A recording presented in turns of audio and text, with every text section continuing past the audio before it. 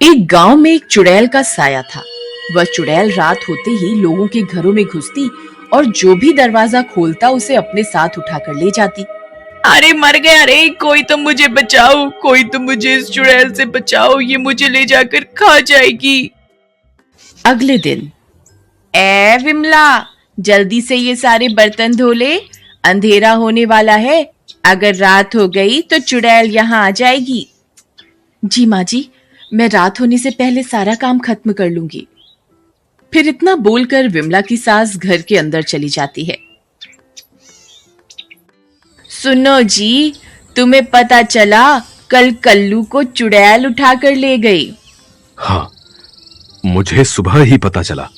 गांव वालों ने उसे बोला था कि अपने घर के आगे चुड़ैल कल आना लिखवा ले, लेकिन वो कहता था कि मैं इन चीजों में विश्वास नहीं रखता और मैं किसी चुड़ैल से नहीं डरता।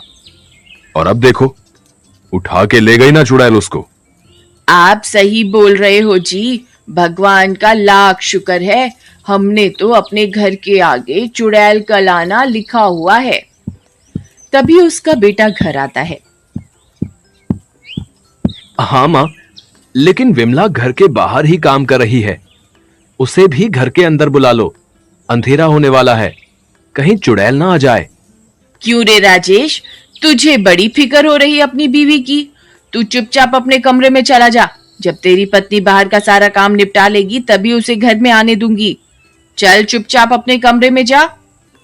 फिर वह उदास होकर अपने कमरे में चला जाता और खिड़की से विमला को पुकारता है। विमला, विमला, अंधेरा होने वाला है, कहीं चुड़ैल ना आ जाए। लेकिन मेरा काम अभी खत्म नहीं हुआ, अगर मैं काम अधूरा छोड़ के आऊंगी तो माँ जी को अच्छा नहीं लगेगा। मैं यहाँ नहीं रहना चाहिए, कहीं चुड़ैल ना आ जाए। फिर विमला घर के अंदर जाने लगती है। अरे बहुरानी, अंदर कहाँ घुसी आ रही हो? अभी तो इतने सारे बर्तन पड़े हैं, वो कौन साफ करेगा? माँ जी, मैं कल सुबह जल्दी उठकर सारा काम निपटा दूंगी, लेकिन अभी रात हो गई है, मुझे घर के अंदर आने दो, वरना चुड़ैल मुझे उठाकर ले जाएगी। ठीक है, तुझे एक ही शर्त पे घर के अंदर आने दूंगी। मुझे सोने के कंगन पहनने का बहुत शौक है, तू अपनी माँ को बोल के मुझे सोने के कंगन बनवा दे। नहीं नहीं माँ जी, ये आप क्या कह रही हैं? मेरे माँ बाप ने लोगों से कर्जा लेकर तो मेरी शादी की है, वह आपकी ये मांग कैसे पूरी कर पाएंगे? आप मुझसे जितना चाहे काम करवा लो, मैं उफ तक नहीं करूंगी, लेकिन मेरे माँ बाप से कुछ मत मांगिए। मुझे तो पहले ही पता था तेरे माँ बाप के बस की कुछ नहीं है, उन्होंने अपनी बेटी के लिए किया ही क्या है आज तक। इतना बोलकर विमला की सास गुस्से में अपने कमरे में चली जाती है।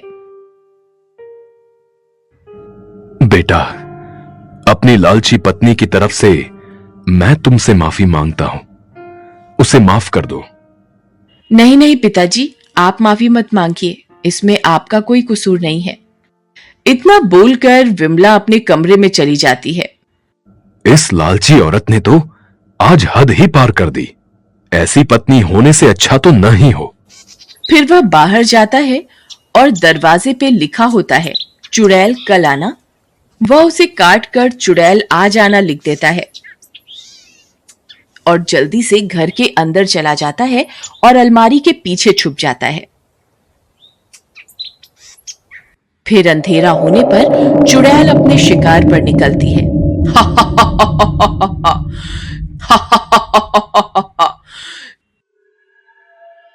अरे, ये तो लिखा है कल आना, लगता है घर में आज कोई नहीं है, यहाँ कल आऊंगी।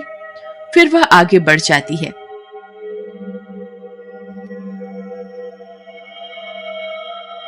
अरे, यहाँ तो लिखा है आ जाना।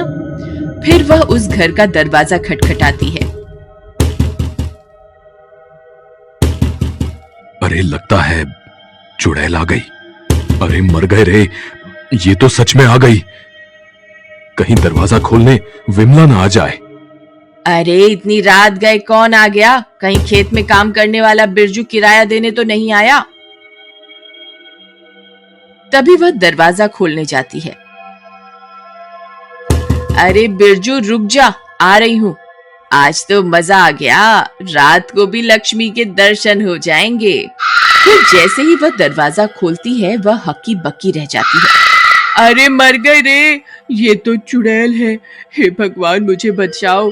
अरे सुनते हो, कहाँ हो? देखो चुड़ैल हमारे घर आ गई। अरे विमला कहाँ है तू? जल्दी बाहर आ। तभी चुड़ैल अपनी डरावनी हंसी हंसती है।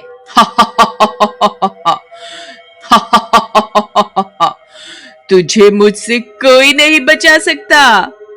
इतना बोलकर वह उसे उठाती है और आसमां में उड़ जाती है। सब गांव वाले इस मंजर को अपनी आंखों से देखते हैं, लेकिन कोई भी डर के मारे उसे बचाने के लिए बाहर नहीं आता और चुड़ैल उसे उठाकर अपने साथ ले जाती है।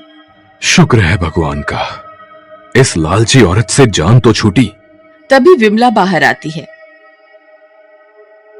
अरे पिताजी, ये कैसी आवाज थी और माँ जी कहाँ हैं? उस लालची औरत को तो चुड़ैल उठाकर ले गई। आज से तुम्हारी सारी परेशानियों का अंत।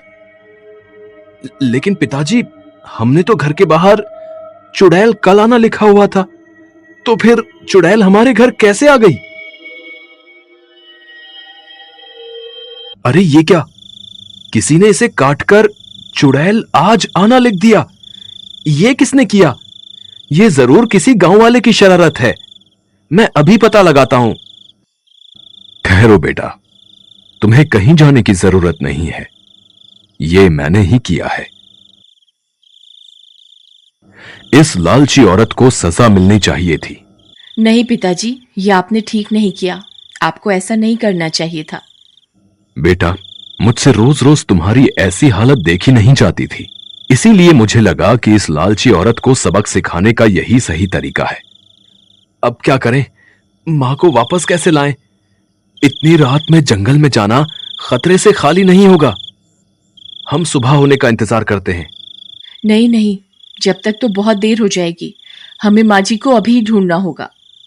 अरे विमला, तुम पागल हो गई हो क्या, जो इतनी रात को इतने घने जंगल में जाने की बात कर रही हो? हमें सुबह होने का इंतजार करना ही होगा। ठीक है, आप सुबह होने का इंतजार करिए, मैं माँ जी को ढूंढने अभी जा रही हूँ।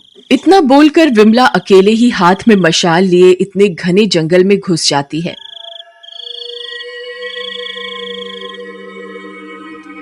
हे भगवान, कृपा करके मेरी बहू का साथ देना। वहीं विमला जंगल में चुड़ैल की तलाश करती रहती है। तभी उसे डरावनी आवाजें सुनाई देती हैं। विमला बहुत डर जाती है। तभी उसे डरावनी हंसी सुनाई देती है।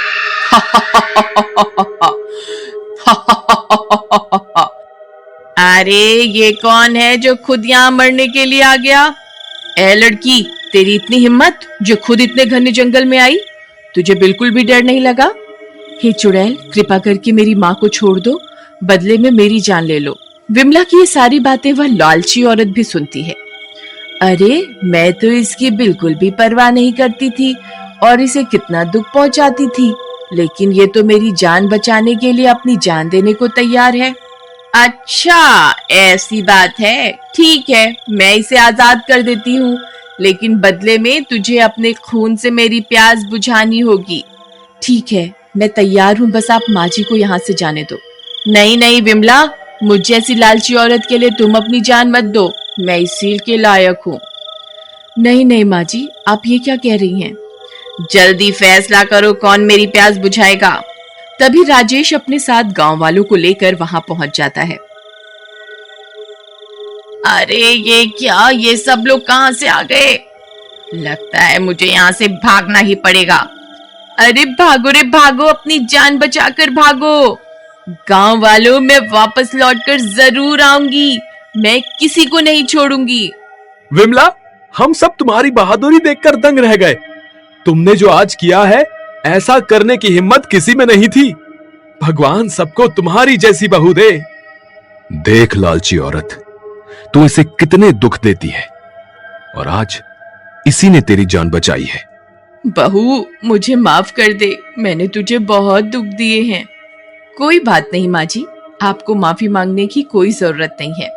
मॉरल, एक बात याद रखिए, बहू भी किसी की बेटी है।